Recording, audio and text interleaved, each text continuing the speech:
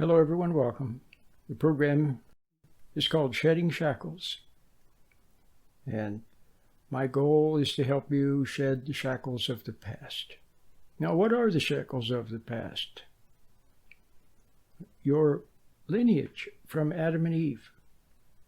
See, you're born into the world with a certain nature that comes down to you from your parents and your grandparents and great-grandparents, all the way back to Adam and Eve.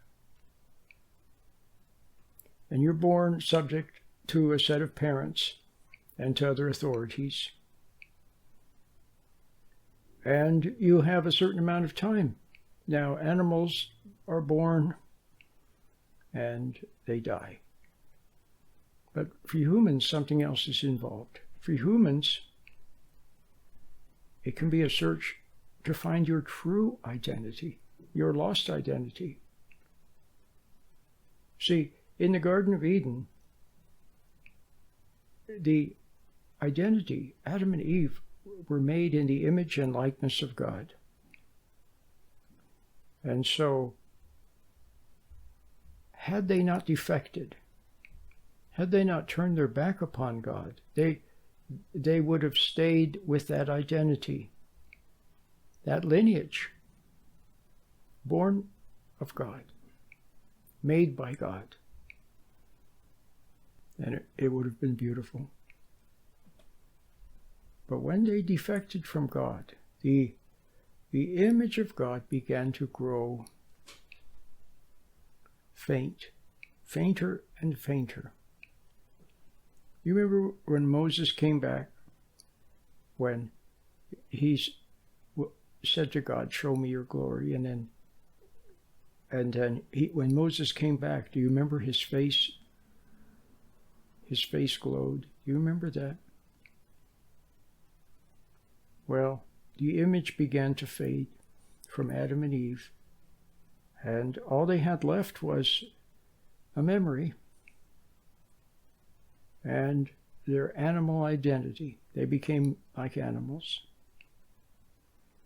And then this nature,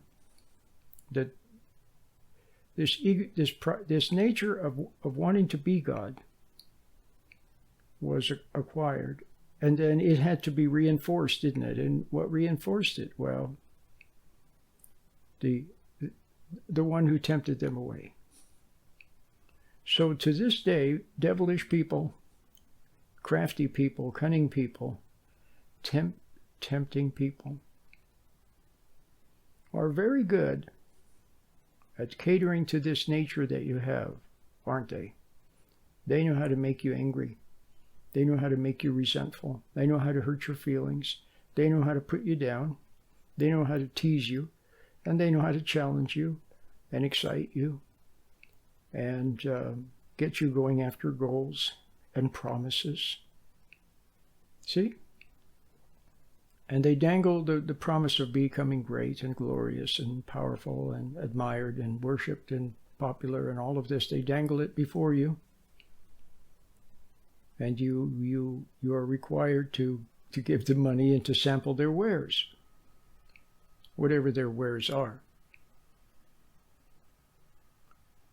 And then you, thereby, this nature is sustained, and it also grows. You become more vicious, more selfish, more resentful, more judgmental.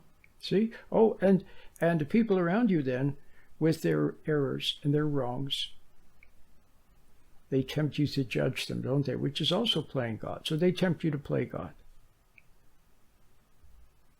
And so that's your life. But what does it lead to? It leads to the grave. So you've had a good taste of this fallen identity, haven't you? Of Adam and Eve. You've had a good taste of it. You know what it is to be high and to be low and to be hurt and to rage and to go after promises and be fooled and be tricked and have your money stolen and have people tell you they love you and then you find out they don't really love you. And you've had people say they can help you and they try to help you, but it doesn't really help. You've had all of that, haven't you? And they come in all different guises. Organized religious and spiritual groups, and medicine, and self-help movements, and authors, and experts, and everybody. Even, the one you marry. Well, they think they know what's best for you. They think they can whip you into shape. But somehow their help never really helps. All it does is tease and exacerbate this fallen nature. And the more you see that happening, the more you resent them. And the more you resent them, the more this fallen, prideful nature grows. So the best thing you can do is see if you can just stop. Knock it off. Stop resenting other people. Stop looking for something from them. You're always looking for something from them. And just take a step back and let your hair down. And if you have a job, then go to work. If you're a mom or dad, then do your duty as a mom or dad. But stop trying to make everything right. Stop trying to save yourself. Stop trying resenting yourself. Just quietly go about your business. And see if you can re-find this lost identity. Now, it's from God. So you have to find him. But how are you going to find him? You're not going to find him out in the world. The people out there, their help only will lead you away from him. Because their help never, even if their help did help, then all it would do is lead you to them. So you want to find God. That's what you want, is to find him. And then have him put something in you that can then grow, that he can fan the flames. I mean, the kindle, when you're trying to get a fire going in a fireplace, you get the little kindling going, and then you fan it delicately, and then it grows. And for him then to lead you in a life of adventure and discovery, to him, and then you will have something of him in you, his identity, and you will be of a new lineage, the lineage of not Adam and Eve, but the lineage of Christ, God and Christ, and then you and other people who are searching and who find. That's it. So you have to search. You have to search. You have to want to know the truth.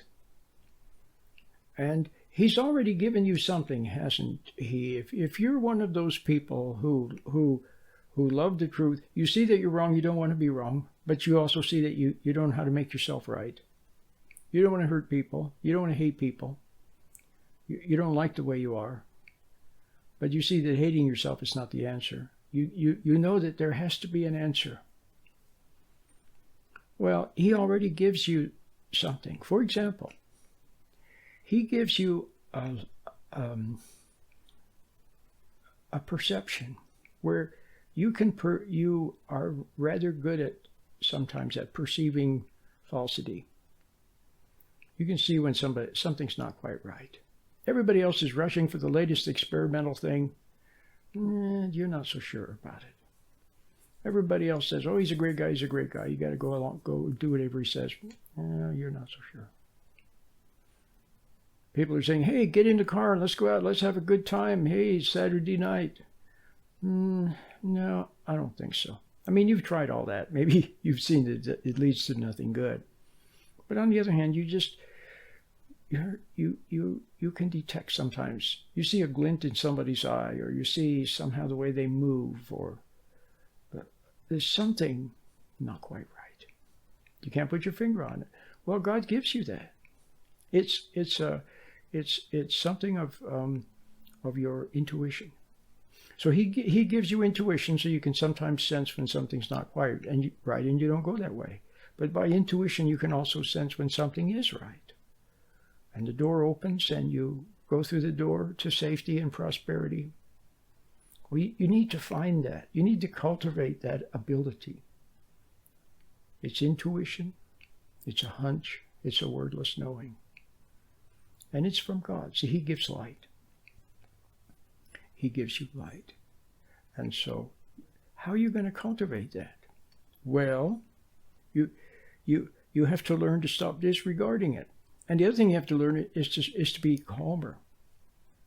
Not get excited. As soon as you get excited, it's like a windswept sea. When you have a calm sea, or let's say a lake, calm.